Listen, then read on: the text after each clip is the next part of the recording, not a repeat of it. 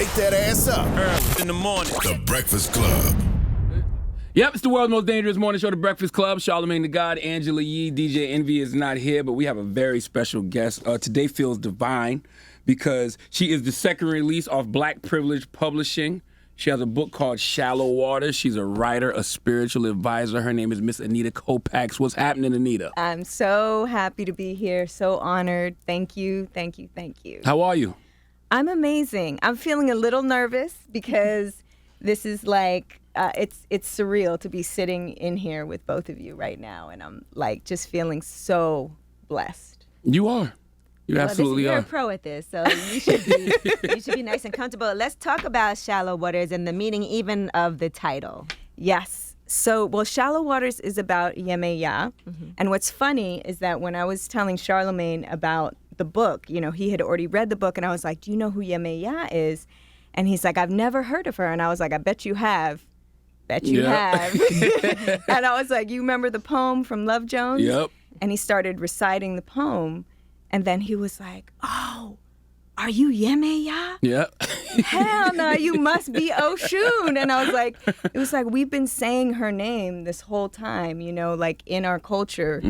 And so many of us don't know who she is. And so Yemeya was said to be a black mermaid who watched over our ancestors as we went over the Middle Passage. And she would watch over the ancestors that made it and the ones who were either thrown over or jumped off, and she watched over their souls. When did you first learn about Yemeya? I first learned about Yemeya when I was a teenager, and but she was also just in my family line when we're Nigerian, Ghana, like just going back in our family line. And so I feel like her spirit has been with our family because she represents the ocean. And my mom and my grandmother used to go out to the ocean and pray every morning. So I feel like Yemeya has been in our family line for a long time. And Beyonce referenced Yemeya too in Black Parade when she said baby sister repping Yemeya. Baby sister repping Yemeya. So with all of these references, you know, in movies and music, why do you think it's taking so long for someone to tell a story about Yemeya? I feel like it is her time. Like she has been patient and she's saying it's time for my daughters to rise.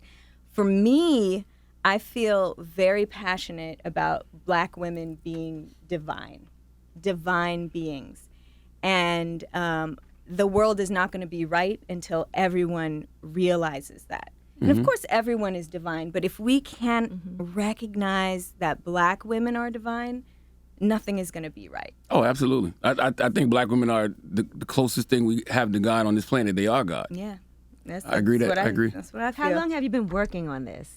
Well, listen, I put in my days that I had like writer's block. So altogether from the beginning, like thought to now, it has been 7 years.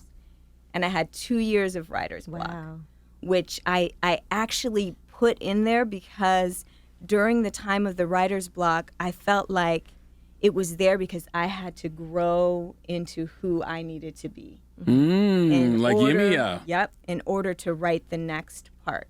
Wow. And so it was a process. It was a process, and it was magical. I have to say that. So one of the historical figures within the book is Harriet Tubman. And while I was writing, I was the editor-in-chief of Heart and Soul magazine, and I wrote this one part in there where Yemeya. Where I wrote this one part in there where Harriet Tubman gave a 2-year-old a tincture to be able to fall asleep while they're on the Underground Railroad. And so when I wrote it, I was like, you know what? I don't know if she really was a herbalist. I'm going to take it out. And then the next day I went to the city. I had a sales meeting. It was in the middle of this restaurant. And after the sales meeting, this woman walks up who was just in the restaurant. And she walks up and she goes, did you know that Harriet Tubman was an herbalist? Wow. Like, didn't say hi, nothing. And I just was like, my heart was like, what? I was like, why did you just say that to me? She's like, I don't know, because it's Black History Month, and I just felt like, you would want to know that. That's amazing. And so I was like, all right, Mama Harriet. That's staying in. I'm not taking it out. So I felt guided. I felt guided when I was writing this. Now sure. you were the former editor-in-chief of Heart and Soul magazine, like you just mentioned. What was that time like for you? See, you can't even lie. Don't you lie. You gotta just tell the truth. It was a great platform for me to get myself out there, but there was a moment where they were not paying me, and it felt really intense because I felt enmeshed in it, and I felt like I needed to be there, and I needed to be there to share the information with our people, and it got very hard because they were not paying me. That is so crazy because behind the scenes, like, of course, I would read Heart and Soul magazine because you always want to see magazines that represent who you are. Yep. And so imagine behind the scenes, you feel this responsibility to put forth this information and still do a great job, but then you're not getting paid. Like, that is such a... It was intense. It was intense. And eventually I found it in myself to be able to be like, listen, I have to honor myself. I'm out here fighting for women to get paid equally, and I'm not even getting paid at all. What is the reason for that? How can somebody just not pay you? Like, I don't know. For how long? It was quite a while, probably about 2 of those years, and Yikes. then I went to one of our investors, and he didn't know that they weren't paying me. So, yeah, it's out there now. Okay, So, that is insane. Were you ever out somewhere and a woman walked up to you and said, hey, you're not getting paid at Heart and Soul magazine, you should quit? I needed that. No. But my kids were. My kids are like, you need to leave, Mom. Right. They're like, we need food. You need to go to work. It's true because it's like it was hard work. I'd be working till 3 o'clock in the morning, like. And we feel such a sense of responsibility too, right? Because we have this audience that we feel like I want to deliver, but then behind the scenes I'm not getting what I need, and then it's like a sacrifice. It is. It was a sacrifice, but I feel like it was also a blessing, like just being there, learning all the things that I learned. Allowing myself to stand up for myself, like that was a blessing in itself. But yeah. You had to learn something that you're using now, though. I mean, 7 years, 7's a divine number. It had to be something that you took away from that. Yeah, absolutely. There was. And then so many amazing people that wrote for me, they, are still my friends. So this is considered a young adult novel. It is considered an adult novel. Okay. And it is, but the process is so that people give it to their children. Okay. I don't know how they categorize They that. categorize it as adult at Black Privilege. Okay. And yeah. There was one part I thought was interesting, right? And so in chapter 8, you talk about, I like this. Tonight we stare at the waning moon and Tilly asks, do you think the moon has anything to do with who we are as women? Yes, I do. So do I. But whenever I try to talk about that with my mother, she says I'm speaking against the Bible. Sometimes she'll let me talk, but I think she's afraid that I'm going to get myself hurt. Then Tilly confided, I should just write a women's Bible. That would be a controversy. Can you imagine what that would be like? Yes. So Tilly is actually a historical figure. She is Matilda Jocelyn Gage, and she was a woman suffragette. She was a beast. She was fighting against slavery. She was fighting against child trafficking at that time, and she was a part of a group of women who wrote the Women's Bible. Wow. So did you read that? I didn't read the Women's Bible, It but made me I want to did be like, I need to see what that is. Right. I have to see what that's about. I didn't read the Bible, but I read some of like parts of it. So it's really interesting. And what about the moon and women? So just like, we are on a cycle the same way the moon is. So 28 days, we're on our 28-day cycle. Even when we've stopped and we've gone into menopause, we're still in the cyclical movement. So there's different phases. Yadi talks about the different phases within our cycles. So I know that, while we are on our moon, our period, it's time to rest and then after it, there's an action cycle. So sometimes, I don't know if you ever notice it, like there's a moment where you're like, oh my gosh, I can do the work of 10,000 men, right? Like, and then you're like, oh, I can't do shit. You're right. You lay back down. And so it's all a part of the cycle. Right. And actually, there's a part within here when Yemeya has her first cycle, and I really love that part because it's like yeah, Everybody goes through it. We all go through it. What that was like, boy. Yes. Now you start off Shallow Waters talking you talk about the Negro Mother. Yes. By Langston Hughes. Yes. What does that passage mean to you? Ooh, that passage means so much because shall we read it? Where You want me to do it? Or you want to do it? you read it.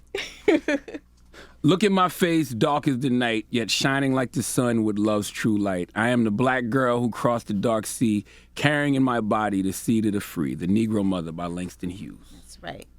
What does that right. passage mean to you? Woo. So I'm getting emotional because that passage, like when I was writing this book and I was writing about my ancestors going over the Middle Passage, it was the first time that I actually felt it, like really allowed myself to go in there. Because it's like, to me, it almost like sounds like a story sometimes when I learn about it, like, okay, yes, this happened. And while I was writing it, I went in. And like my kids sometimes would see me crying on the floor, you know, because I was feeling it. I was like, oh my gosh, this is not just a story. Like, our people went through this, like seriously. And I felt it. And so what I've infused into this book is that Black women remember who they really are, that we remember who we really are. And what that means, I actually just posted this video. I don't know if you've seen it. There's this little girl and she's dancing. And the beginning, she's beat up and she's, you know, like blood, and she's like dancing. And then she has this staff and she hits it on the ground and she's in this powerful African outfit. And I'm like, oh my gosh. And she's dancing and she hits it and she switches into another outfit. And I'm like, this is exactly what I'm talking about when I'm like, let's remember who we really are, because we'll never ever be straight up Africans. We are the daughters and sons of the diaspora, the ones that have been taken. So if we remember and connect to our spirituality, and then add that to the resilience and the strength that our ancestors gave us by going through this Middle Passage, we are fucking unstoppable. Unstoppable. That's what the book symbolizes. Yeah. Yeah. What do you think motivated you to write this book? What was your divine motivation? Like, do you remember that first spark you got? Yeah. My divine motivation was that. It was because I have children, and I'm like, they need to know who they really are. And ritual storytelling, to me, is one of the most effective ways of learning, because nobody's saying, oh, you have to do this. You have to remember who you are, right? Like, it's more of, oh, it's art. Everyone's going to take out of it what they take out of it. Like, people have said things to me that they got from it that I didn't even know I put in. Right. You know, like, my intention was to heal Black women. And what has been a very interesting side thing that has come from that is that white men and white women are like, we have never had a story where we get to see ourselves as allies. And there's some strong ally characters in here where they're like able to really hold on to that and love the characters. Like, there's the Quakers, right? Exactly. So explain that part of Quakers being the allies. Yes. So Quakers believe that all life is equal. And so they fought alongside enslaved Africans to free them. A lot of them were stops on the Underground Railroad. They would actually help them move. And so I added a few historical figures. Richard Dillingham is a Quaker, and he's a historical figure. I don't want to really tell the story. Please don't. When you read it, I think it's very visual. Yes. Like as far as it makes you see these, like it feels like you're in a fantasy world. Yeah. Yeah. You know, and Yeah. so I think even if you give away some of that, reading it is a different feeling than talking about what's in the book. Exactly. Yeah, it's true. And it's like, I think having the historical figures in there, to me, made it feel even more real. When the book was asked to be one of the science fiction titles for the, what was it called? The Edelweiss Book Festival, when they asked to have it be one of their science fiction titles. My dad was like, "What? Science fiction?" I'm like, "Yeah, Dad. It's about a black mermaid. It's science fiction." More like historical fiction, I think, would be the accurate term. Yeah. But it's Historical fiction. It is, but it's still science fiction because it's a black mermaid. But it feels so real, and that's what I love. I love when stories could do that. Like my favorite author is Octavia Butler. Right. So it's like Wild Seed, Kindred. It all felt so real to me. Do you see this transforming into something else, like a show or? Yeah. Okay. Yeah. Is that part of the goal, or something that you're trying to do now? That's part of the goal. Yeah. A film. I would love to see it on Broadway. Mm-hmm. I would love to see that. I think there's so many different things that we can do with this story, and I feel like it would be really great to see it in the ethers. I know you said something like Absolutely. that, to see what it does in the ethers. Okay. And I was gonna say, do you think there'll be like a part 2, part 3? Yes, I have a way that I have something that I'm thinking about. Booklist gave a review. I'm glad you mentioned healing, because Booklist gave a review of this book. I haven't seen the whole review, but we saw this snippet, and it said, Kopac's commitment to a vision of healing, even while detailing tragedies, shaped this tale's theme of redemption in the universal soul. What is your commitment to a vision of healing? Yeah, I have a deep commitment. Mm-hmm. I am a spiritual psychologist. And so a lot of the work that I do, especially I have Zero F's Given, which is my organization that I have that helps people who have gone through any kind of sexual violence. Mm-hmm.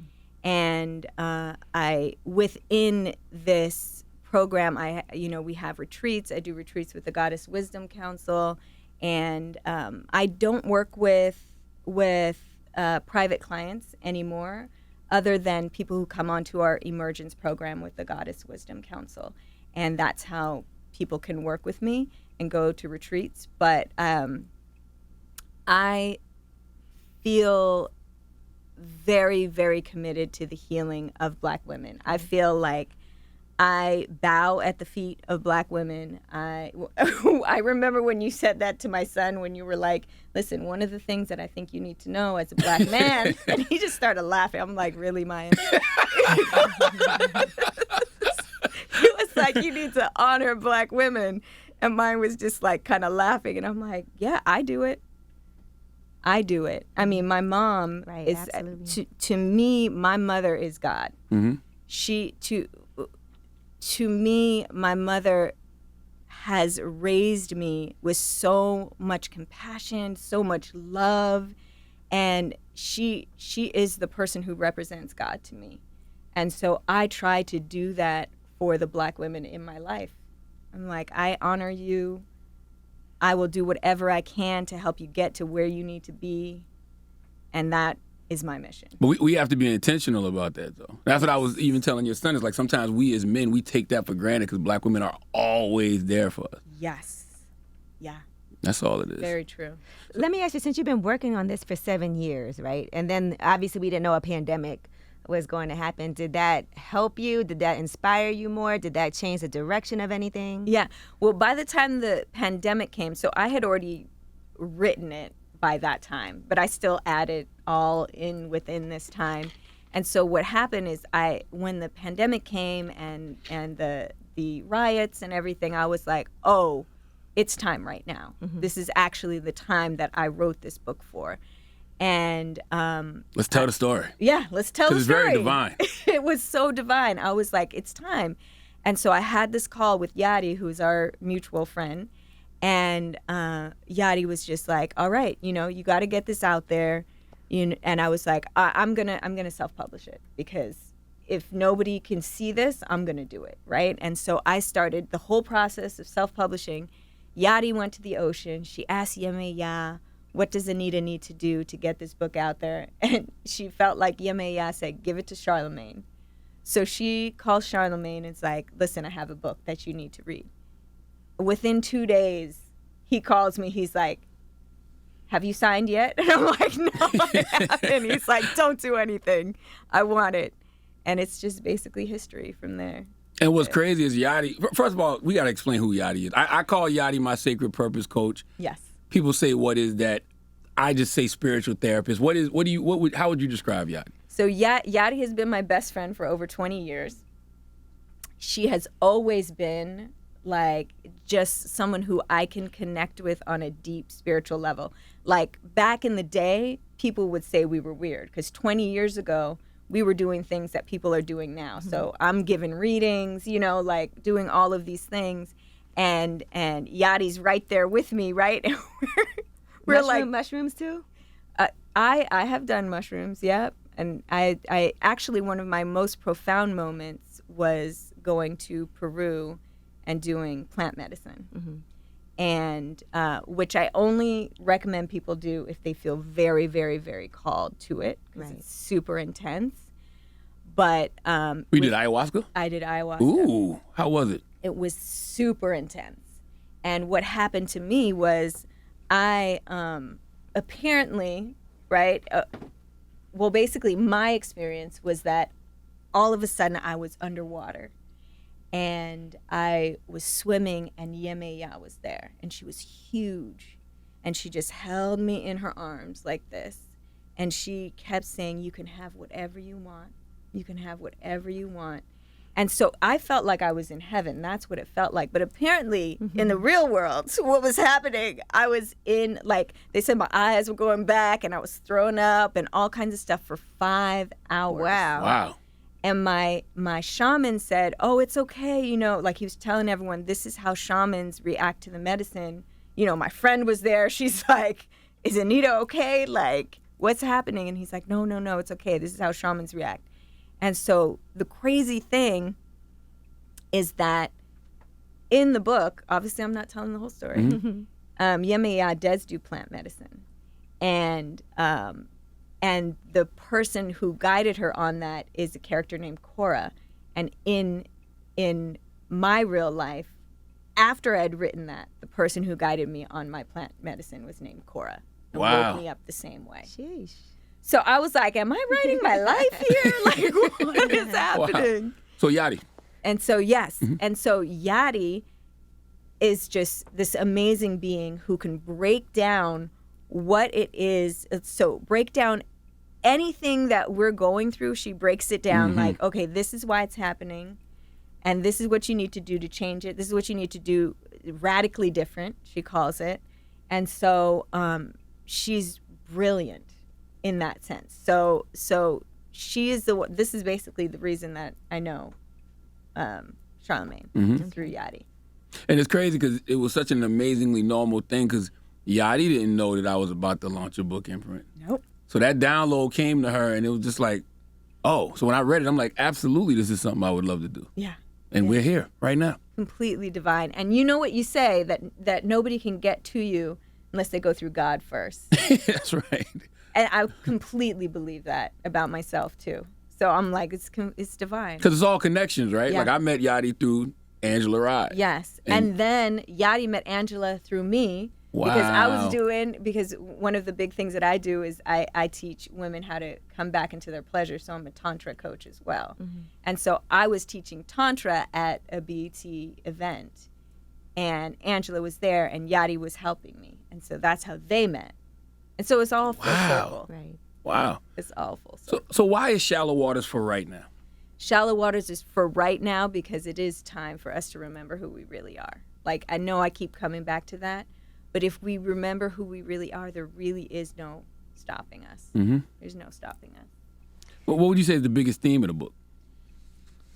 The biggest theme of the book to me is well, it is pretty much that.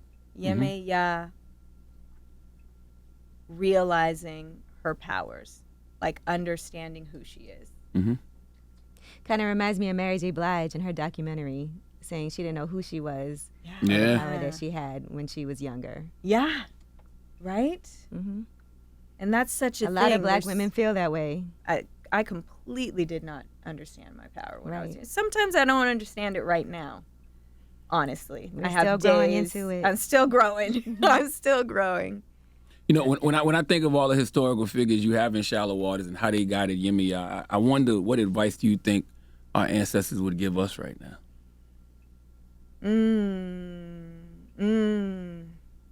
So my ancestors told me when I was in Peru, my ancestors told me that it's time for me to let go of the pain, that they let it go when they passed out of the flesh, and that I still have it because we are them. We are our ancestors. It's in us. We're literally created from them. And so the pain is still within us. And they said, let it go. We've already let it go. And I think there's so much pain that we still have as a people. And if we let that go, what are we then, right? Like, imagine the space that is created and what we can create when we let that pain go. But we can't let it go without fully acknowledging it, fully going into it. And so I feel like that. So why is it important to heal from our ancestral trauma? I guess you kind of answered it just now, but you know, what would you say the trauma is we're still holding on to? Oh, pain. I mean, there's so many things. I mean, we had our babies taken from us and sold into slavery, raped, beaten, killed. Like, there's so many things that happened that, I mean, I just think America's lucky that we're not trying to get revenge. That's right. That's right. I mean, Absolutely. that's one of the things that's on my mind. But I feel like there's so much pain, even if I just talk to a group of my friends, you know, and we're talking about things, you could still see the pain come up, and then we acknowledge it and we see how can we heal that. And all of us are in therapy. That's right. Does it make it hard that we acknowledge it, but the people who did it to us can't Yes. acknowledge it? Yes. They'll be like, I that's- didn't do it. Right? It wasn't. And that's why, I mean, critical race theory, that's why I'm so happy the book is coming out right now, because if they're not learning it in schools, right. that's not the only place that education is happening. That's right. So let them read the book, let something go viral, you know, like there's so many ways kids are learning now that, but it is frustrating that people don't admit to history. Right. Even in Germany, they have to teach about the Nazis. That's right. It's illegal for them not to. Well, not here. No. So what do you think is the biggest thing you want people to take away from Shallow Waters, Miss Anita? The biggest thing I want people to take away from Shallow Waters. I know I keep saying this shit. I really want them to remember who they are, and to take action on that. So if there's something in your soul that you want to do you want to write a book? Do you want to write a movie? Do you want to be a scientist? Do you want to be a doctor? Go and do that. Go and do that. Follow your heart. Be quiet. Find a time to be quiet. Shut down. Turn off your phone, because all of the waves that are around us, that's all noise. And you know what's funny? I mean, I'm just thinking of my mom. Any black person I talk to, anytime I talk about the magic, right? They're like, oh yeah, you know, my aunt, She's got that power. She has dreams. She has prophetic dreams. Literally everybody. It's That's either right. themselves. My mom, before there was caller ID, the phone would ring and she'd be like, oh, yeah, that's Sharon. You know, she forgot her homework. She wants me to bring it. Before she even answered the phone. I'm like, really, Mom? How did you know that? Now you think something and it pops up on your phone. It's so true, right? It's That's the so opposite. true. I used to think it's only because we're saying something. Now when I think it pops up on my Yeah. phone and I'm like, what's going on? Yeah. Are they in my brain? How can we celebrate Yemi this week other than going out and copping shallow waters? Yes. How do we Go celebrate buy Yemi shallow Yai? waters. If you are by the ocean, go and thank the ocean. Send out our energy to our ancestors who were not able to make it over. Send the energy to the ones that are throughout the diaspora. Give them what did we do? We gave a gym. We gave a gym to the ocean, We right? did. We gave a crystal. Crystal. So we just held a crystal, put your intentions in it, throw it into the ocean, and I just think that's a beautiful way to celebrate Yemaya. I feel like her daughters are rising, and she's very powerful. Well, I am happy to be on this journey with you, Miss Anita. Give me your Twitters and Instagrams and all that good Yes. stuff. So my Instagram is Anita Kopacz,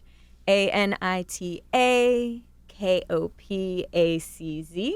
And it is available everywhere you buy books right now. Shallow Waters. The audio book is out too. Your sister read that. Yes, my sister Michelle, she read it, and I'm close to all my sisters, so it's like I have the Lomar Farms from my sister Ivana is in your bags with her candles, but Michelle read the audiobook, and the reason I did that was because we used to listen to audiobooks when we were younger, That's right. and I also loved when she would read to me, even though she's my younger sister, she would still read to me, and I loved it. So I was like, wouldn't it be awesome to have that sisterhood energy in this? So that's why I had her. It's an amazing read. I want all of y'all to connect to Yemi this week. Go out there, grab Shallow Waters, available everywhere you purchase books right now. Buy it for your kids, read it for yourself.